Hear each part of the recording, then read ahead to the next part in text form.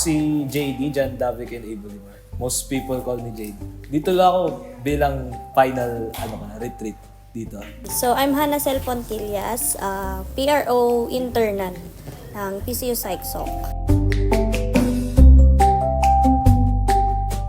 Medyo pagod talaga after ang daming ginagawa. Pero in the end, very worth it. Very dami ko natutunan. And alam niyo yun, last retreat ko na din eh. So, sinesavor ko yung moment. Yung moment dito. My experience, sabihin kong great kasi we have 2 speakers and morning pa lang, afternoon pa lang, parang malaman na agad yung binigay sa atin ng mga speakers natin. And unexpected siya kasi may mga surprises na hindi naman nating ginagawa from the previous retreat. And nakakatuwa kasi every retreat nagle-level up yung ating for not just for the mental health natin but also for the spiritual. Yun naman yung very purpose ng ating retreat.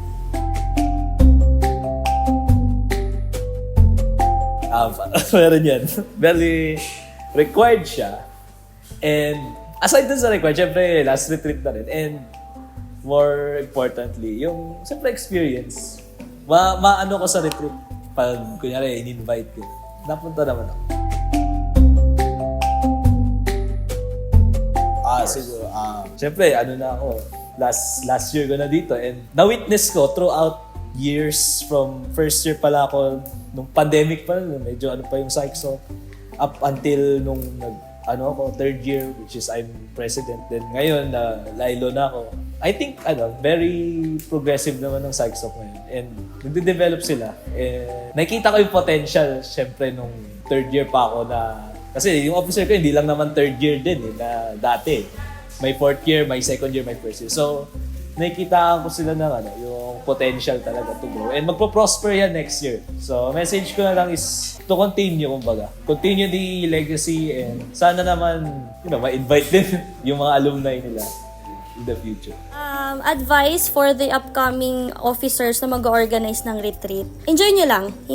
Wag kayong magpa-pressure na officer ako dapat maganda yung Oo, isa yon but very important is i-enjoy nyo kung ano yung ginagawa nyo kasi we are student leaders. So very important na you are serving right doon sa mga people. So of course nasa Christian school tayo. So loving God, loving people. Ganun lang yun. And then sa mga upcoming members, mga first year, siguro second year, mga susunod, pagpasensyahan nyo yung mga officers kasi hindi naman yan perfect na mga but still they ginagawa nila yung best nila para bigay yung magandang retreat for na magandang experience nyo sa retreat. As a graduating student, 4th year, ate na rin, I'm praying for you all, for the upcoming officers, sa mga natitirang officers, sa mga members, kay Ma'am Agnes, kay Ladine, na, naiiyak ako. And then, I'm praying for all of you kasi na hindi hindi aksidente na naging part ako ng PsychSoc at nakilala ko kayo.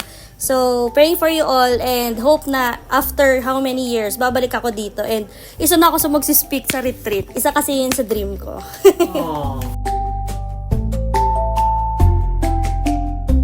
Talaga, enjoy. Ang dami talaga experience. Nagkaroon pa ng mga konting difficulties pero in the end, very inspiring. Basta very fulfilling yung nangyari.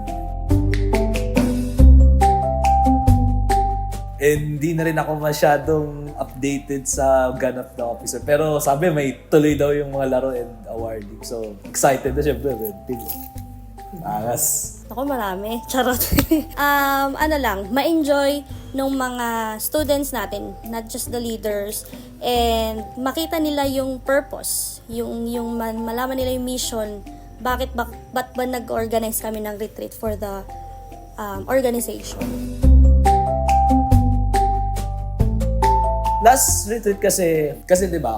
Ang nakikita kong indication nung last retreat or in last administration in general is adjustment talaga from pandemic to face-to-face. So lahat ng mga events na ginawa ng PsychSoc last year is kapaan talaga and first time ulit bumalik. So medyo matagal yung transition, halos 2 years ang naging paghihintay. So, yung nagkaroon kami ng first retreat, syempre, yung planning nun, ang basis nun is nung last 2019 na retreat. Pero nung nag-try kami ngayon, nagkaroon kami ng iba't ibang dagdag. Syempre, nag-additional din kami. Syempre, yung mga officers nagdagdag din. Then, ayun, as compared nung ngayong retreat, ano talaga siya? Big development yung nangyari. Malaki yung improvement, na maraming naayos, maraming nagkaroon ng maraming adjustments from the last retreat.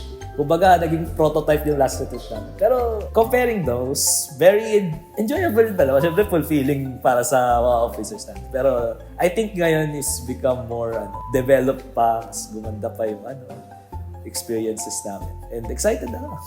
Ayun. My favorite sigurong memories during that time is yung nakasama ko sila na nag-organize ng event kasi hindi ako masyadong active talaga nung mga previous years ko as a officer kasi from 2019 siya up to present.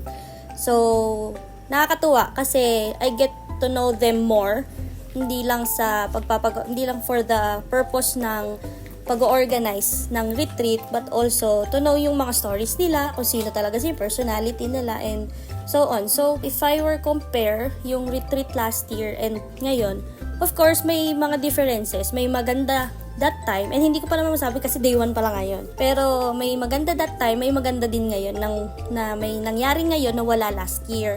So, nakakatuwa lang at least kahit papano, nagli-level up yung retreat na ino-organize ng PCU Psycho. May gusto ka bang batiin, gano'n, or anyone? Binabati ko si Janet, si Chris, tsaka si JD po.